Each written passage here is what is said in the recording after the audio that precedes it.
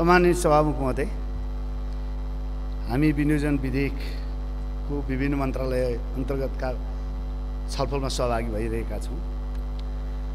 नीति तथा कार्यक्रम आउँदा केही आश, बजेट आउँदा सांसदहरू निराश, विनियोजन विधेयकसम्म पुग्दा जनताको विकास हुने आश भयो सत्यनाश। सभामुख महोदय, हाम्रा मन्त्रीहरूलाई कि अब अर्को पटक मन्त्री होइँदैन, यही पटक अन्तिम हो भन्ने लागेको छ कि देशको समग्र विकासको बारेमा राज्यको महत्त्वपूर्ण निकायमा कार्यकारी अङ्गमा बस्दाखेरि उहाँहरूलाई समग्र भूगोलको ज्ञान छैन। त्यस कारणले विनियोजन विधेयकमा जुन रूपमा जनता उत्साहित हुनुपर्ने थियो त्यो रूपमा भएको छैन। म गम्भीर ध्यान आकृष्ट गराउन चाहन्छु। सभामुख महोदय, यो पर्यटन मन्त्रालय जुन मन्त्रालयसँग संस्कृति मन्त्रालय पनि जोडिन्छ, देवालीको मठ मन्दिर बनाउन वा कुल देवताको मन्दिर बनाउन बजेट छुटाइएको छ, तर सम्भावित पर्यटनको विकासका लागि पूर्वाधार तयार गर्ने ठाउँहरूमा बजेट अभाव देखिन्छ। मेरो आफ्नै जिल्लाको चर्चा गर्ने हो भने देशकै ठुला झरनाहरू, सेप्ली झरना, त्यसै गरी पोखली झरना जो राष्ट्रिय चर्चामा छन्, त्यहाँ आवश्यक रूपमा बजेट छुट्याइएको छैन। देशकै 7वटा अग्लो डाँडाहरूमध्ये सम्भावित पर्यटनको विकास गर्ने ठाउँ थोलेदेम्बा, ककनी क्षेत्रको विकास, त्यस्ता ठाउँहरूमा बजेट विनियोजन हुन सकेको छैन। बन्दै गरेको खिजी चण्डेश्वरी एयरपोर्ट जो विश्वको सर्वोच्च शिखर सगरमाथाको लागि वैकल्पिक एयरपोर्टको रूपमा विकास गर्न सकिन्छ, त्यो ठाउँमा आवश्यक रूपमा बजेट छुट्याउनका लागि कन्जुसाइ गरिएको छ। यसतर्फ म गम्भीर ध्यान आकृष्ट गराउन चाहन्छु। सभामुख महोदय, हाम्रा सडकहरू निर्माण भएका छन्। वास्तवमा लोकमार्ग, राजमार्ग, सडक मार्गका रूपमा सडकहरू निर्माण भएका छन्, तर ती सडकहरू त्यो मार्गको रूपमा मात्र होइन, मृत्यु मार्गको रूपमा पनि चित्रित भइरहेका छन्। प्रशस्त रूपमा मात्रामा सडकहरू खनिए, तर त्यो सडकलाई सुरक्षित बनाउन, त्यसको स्तर उन्नति गर्न, कालोपत्रे गर्ने कुरामा हाम्रो आशातीत ध्यान जान सकिरहेको छैन। हामीले नीति तथा कार्यक्रममा र बजेटमा सुन्यौँ 2 घण्टामा सगरमाथा, चतराबाट सगरमाथा पुग्ने कुरा उल्लेख हो। विनियोजन विधेयकसम्म आइपुग्दा त्यो कहीँ त्यसको बजेट व्यवस्था म देखेको छैन। यसै गरी विभिन्न सडकहरू, खास गरी हिजो ओखलढुङ्गा जिल्लाको महत्त्वपूर्ण सडकहरू, ढाँडे खिजी फलाटे भुसिङ्गा सडक होस् वा ढुस्के बिगुटार राङ्गादिप जेसे पात्ले सडक होस् वा मोलुङ एकवार, दुधकोशी एकवार, वालीखु एकवार सडक हुन्, ती सडकहरू वास्तवमा अत्यन्तै महत्त्वपूर्ण सडक हुन्।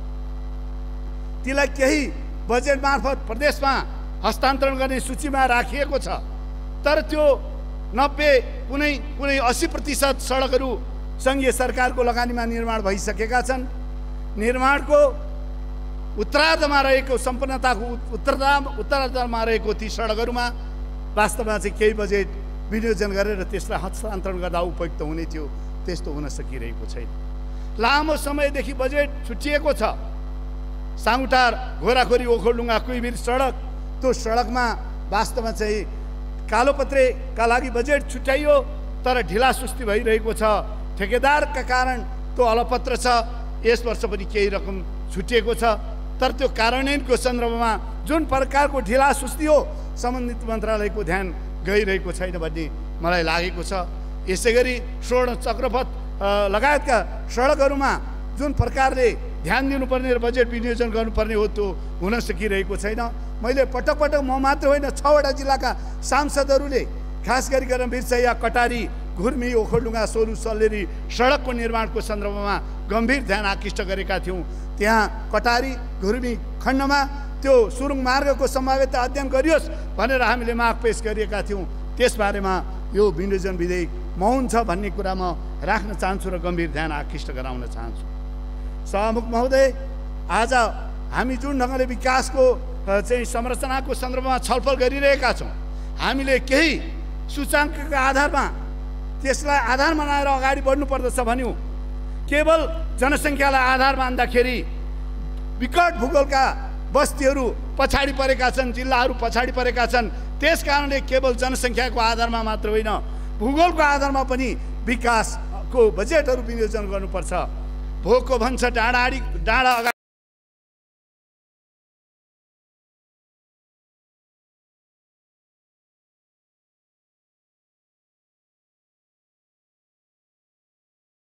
छुट्टिने, तर हिजो छुट्टिँदै नछुटेका ठाउँहरूमा आज पनि नछुट्टिने कुराले समानुपातिक रूपमा विकास वा न्यायोचित वितरण प्रणालीमा ध्यान दिएको ठहरिँदैन। यसतर्फ म गम्भीर ध्यान आकृष्ट गराउन चाहन्छु।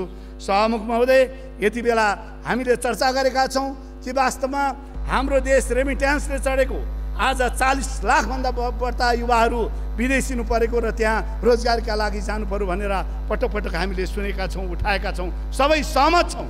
तर त्यहाँ गएका युवाहरूलाई आफ्नो नेतृत्व छान्नका लागि, आफ्नो जनप्रतिनिधि छान्नका लागि वास्तवमा मताधिकारबाट वञ्चित गऱ्यौँ। त्यसकारण त्यसको व्यवस्था हुनुपर्दछ, त्यसको वैकल्पिक व्यवस्थामा जानुपर्दछ।